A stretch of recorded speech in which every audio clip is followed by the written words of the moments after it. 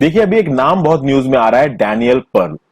Daniel Perl का कत्ल हो गया था कराची पाकिस्तान में 2002 में। और अभी अभी पाकिस्तान के सुप्रीम कोर्ट ने एक महीने पहले के हाई कोर्ट के डिसीजन को सही ठहराया। एक महीने पहले क्या हुआ दोस्तों, डैनियल पर्ल को मारने में 4 लोगों का हाथ बोला जा रहा था। और 2002 में जो पाकिस्तान की एंटी करर कोर्ट थी, उन्होंने इन 4 लोगों को सजा सुनाई थी। एक को फांसी की सजा दी थी और 3 को लाइफ इम्प्रिजनमेंट की सजा दी थी। 2020 में आखिरी महीने में हाई कोर्ट ने इस सजा को पलट दिया और इन 4 लोगों को छोड़ दिया।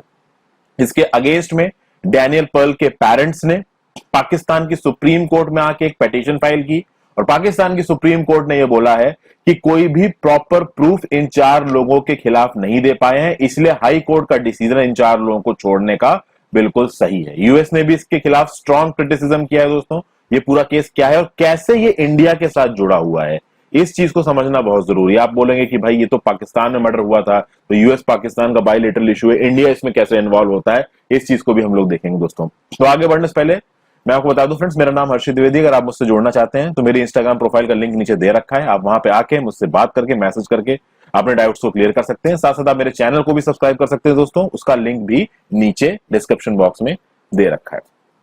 तो जैसा कि मैंने बताया फ्रेंड्स, पाकिस्तान की सुप्रीम कोर्ट ने अभी मंडे को जो एक्विटल हुआ था इन 4 मेन का, इन 4 लोगों ने वॉल स्ट्रीट जर्नल के रिपोर्टर डैनियल पर्ल को मारा था 2002 में, इस एक्विटल को सस्पेंड करने से मना कर दिया है। जो डैनियल पर्ल थे, इनके बारे में कुछ जानकारी देखते हैं। देखिए फ्रेंड्स, ये मुस्कुराते हुए डैनियल पर्ल दिख रहे हैं। 1963 में इनका जन्म हुआ था, 2002 में इनकी हत्या हो गई। वॉल स्ट्रीट जर्नल के ये अमेरिकन जर्नलिस्ट थे और खास बात ये थी कि साउथ एशिया जो ऑफिस है आपका वॉल स्ट्रीट जर्नल का, उसमें एक अच्छी खासी रैंक पे काम कर रहे थे, मुंबई में बेस्ड थे। इनको मारने में 4 लोगों का हाथ बोला गया। एक ब्रिटिश बॉर्न अहमद उमार सईद शेख थे, फिर फहाद नसीम, सलमान साकिब और शेख आदिल। कहा जाता है कि पर्ल की जो गर्दन उड़ाई गई थी, पूरी की पूरी बिहेडिंग हुई थी, इसकी बिहेडिंग की एक वीडियो भी रिलीज हुई थी, ये इन 4 लोगों ने एग्जीक्यूट की थी। जून 2002 में इस बिहेडिंग के बाद इन 4 लोगों को एक एंटी टेररिस्ट कोर्ट ने सजा सुनाई। शेख को डेथ की सजा दी गई और बाकी 3 लोगों को लाइफ इंप्रिजनमेंट दिया गया। और जैसा कि मैंने आपको बताया, सिंध हाई कोर्ट इन कराची ने पिछले महीने इन 4 के 4 लोगों को छोड़ दिया। जब इन 4 के 4 लोगों को छोड़ दिया तो ऑब्वियस सी बात है, जो डैनियल पर्ल के पेरेंट्स थे वो हाई सुप्रीम कोर्ट में गए और सुप्रीम कोर्ट ने भी अगली हियरिंग को 15 जून को रखा है। और 15 जून तक प्रोसिक्यूशन से, यानी कि डैनियल पर्ल के पेरेंट्स से कहा है कि आप और प्रूफ लेके आइए। अभी के लिए हाई कोर्ट के डिसीजन को सही बताया है सुप्रीम कोर्ट ने। तो ये तो न्यूज है दोस्तों। अब डैनियल पर्ल के बारे में थोड़ा जानते हैं। डैनियल पर्ल जनवरी 2002 में गायब हो गए थे। क्या कर रहे थे दोस्तों, एक रिचर्ड रीड नाम का पर्सन था। रिचर्ड रीड इसलिए फेमस है दोस्तों क्योंकि अपने जूते में बम छुपा के पैसेंजर प्लेन को उड़ाने की कोशिश करते हुए एक बार पकड़ा गया था। तो रिचर्ड रीड के बीच का और इस्लामिस्ट मिलिटेंट एक्टिविटी जो थी उस समय की कराची, उसके बीच के लिंक को ये ढूंढ रहे थे। इनकी मुलाकात हुई शेख से। इस शेख का नाम था अहमद उमार सईद शेख।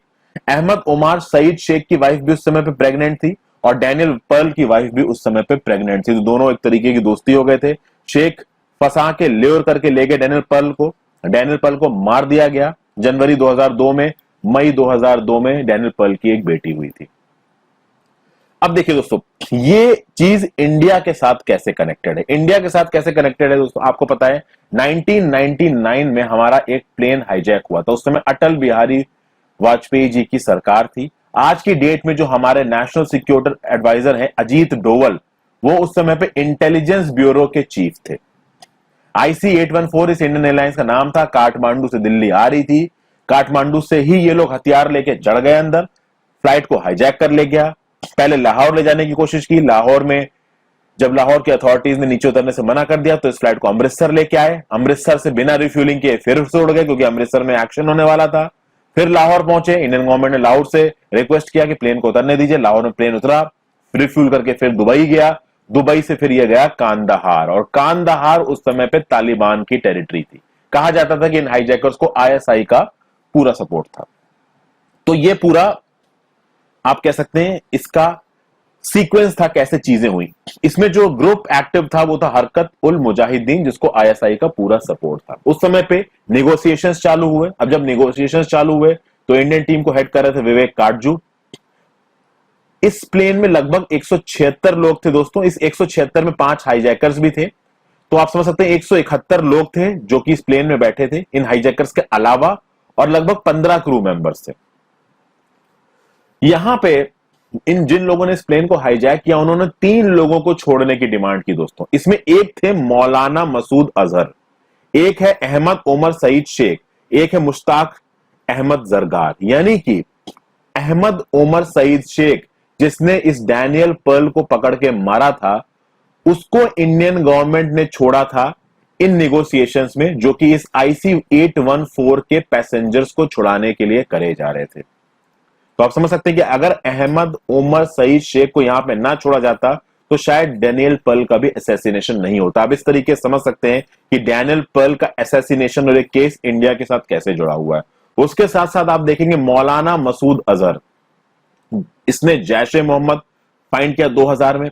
जो इंडियन पार्लियामेंट पे अटैक हुआ 2001 में, उसमें मौलाना मसूद अजहर का बहुत बड़ा हाथ था। 2008 में कुछ बंदूक लेके लोग समुद्र के रास्ते आए और मुंबई में तड़ातड़ गोलियां बरसानी शुरू कर दी। कहा जाता है उनको भी मौलाना मसूद अजहर ने ट्रेन किया था। और 2019 में जो पुलवामा अटैक हुआ जिसमें 44 CRPF के जवान शहीद हो गए, उसमें भी मौलाना मसूद अजहर का हाथ बोला जाता है। ये इतना इंपॉर्टेंट पर्सन था उनके लिए और ये इंडिया की गिरफ्त में था, और हमारी फॉरेन पॉलिसी कह सकते हैं एक समय पर वहां पे फेल हो गई, हमारा क्राइसिस मैनेजमेंट वहां पे फेल हो गया। मौलाना मसूद अजहर, अहमद उमर शेख सैयद और मुश्ताक अहमद जरगार जैसे लोग इंडिया के हाथ से निकल गए। तो इस तरीके से आप कह सकते हैं कि डैनियल पर्ल केस एसोसिएटेड है इंडिया से। तो आई होप इस वीडियो में आपको कुछ जानने को मिला होगा। दोस्तों अगर वीडियो पसंद आई हो तो ज्यादा से ज्यादा इसको अपने दोस्तों के साथ शेयर करें। Thank you for watching, have a great day.